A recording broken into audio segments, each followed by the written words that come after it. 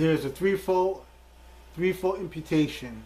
Number one, that Adam's sin to all his posterity, that is so, Paul proves by fact of all, even infants who have never actually sinned suffered its penalty, which is death. Romans 5, chapter 5, verse 12 to 14, Romans 5, verse 19. Even as all inherited his corrupt nature, God in fact deals with us all as a guilty race. For we all are liable for suffering and death.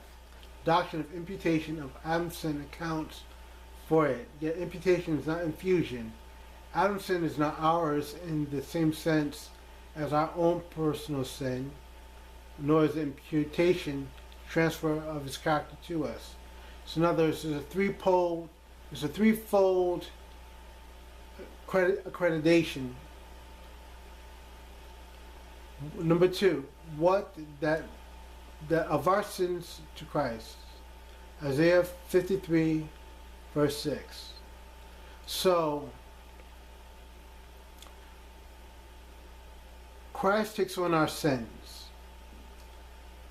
Christ covers, he took on the nature of sin at the cross. He put sin upon himself, and he took on sin, even though he never had sin. It gets very technical here. Number three, that Christ's righteousness is imputed to us. Romans 5:19, 2 Corinthians 5:19, 2 Corinthians 5:21. Instead of imputing the trespass to man, God had made him to be sin for us who knew no sin, that we might be made, in the Greek, that we may become the righteousness of him, of God in him. Example, in union with him by faith. Such are we in the sight of God the Father, as in the very Son of God himself. Hooker's definition. In justification, Christ's righteousness is imputed to us. In sanctification, Christ's righteousness is imparted to us. As a vital union with him, the head of whom the life flows into the members. So, we're both justified by Christ's righteousness is credited to us and given to us, and we're sanctified. Christ's righteousness covers us, is a part of us now. It's imparted to us. So it's accredited and given to us. We have to accept it and take it. If we accept and take it, then we're part of Christ. Now we get into imparted righteousness. So let's go back a little bit. We had imputed righteousness, where it's a title to heaven. We have trespass, which is a mistake, fault, a flaw, to violate any known rule of duty or offense. We had transgression, willful sin and rebellion. We had sin, to miss the mark, neglect known duty, disobedience. And we had iniquity, premeditated willful sin, deliberate sin, to miss on purpose.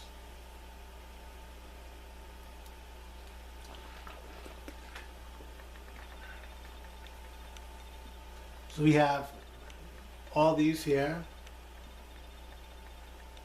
We have imputed righteousness, which is our title for heaven, our title to heaven. So it was our title now to heaven, imputed to us. We got the key. God gave us the key to heaven, which is Christ. Because Christ's life is imputed to us. Now we need imparted righteousness. Imparted righteousness is our fitness for heaven. So God helps us to get fit for heaven. The word imparted is used 2 times in the Bible, once in the Old Testament and once in the New.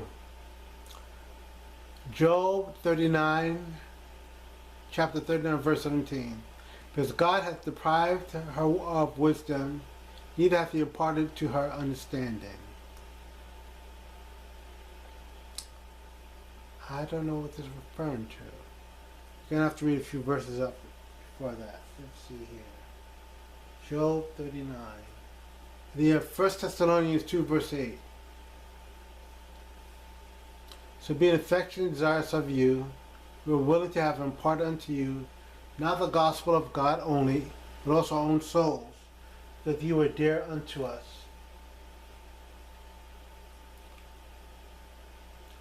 So how this imparted? That's interesting.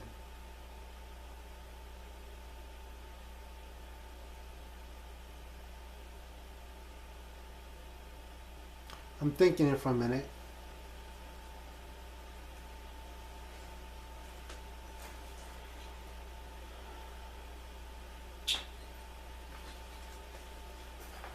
I'm thinking. He deprived her of wisdom, neither imparted unto understanding. And I think Job 39.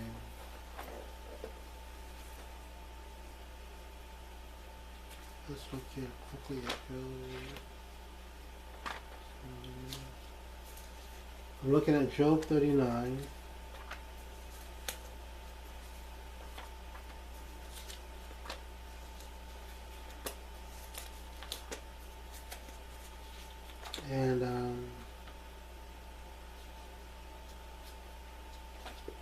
And it's talking about, let's see what it's talking about. Job 39:17. I think this is talking about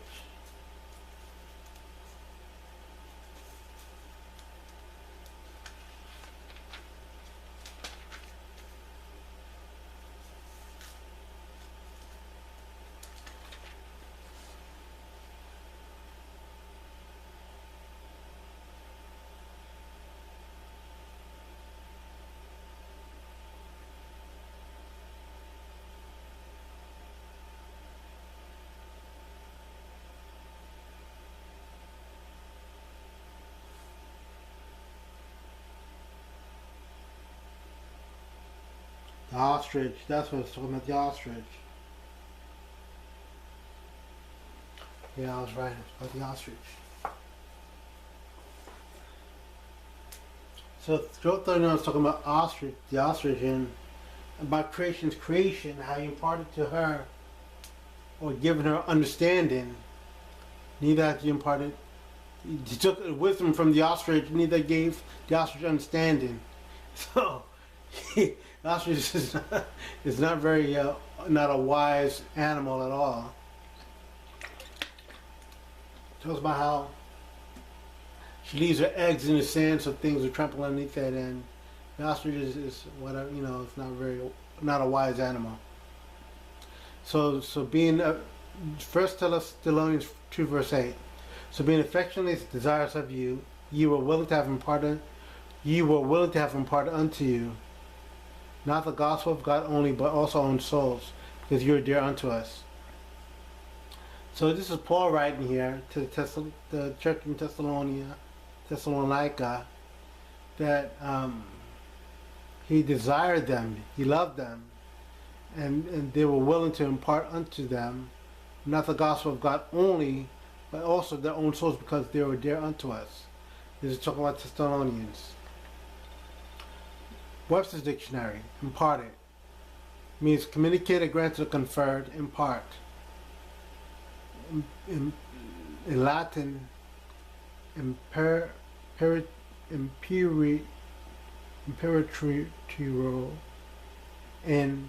partio, to divide, from parts, apart.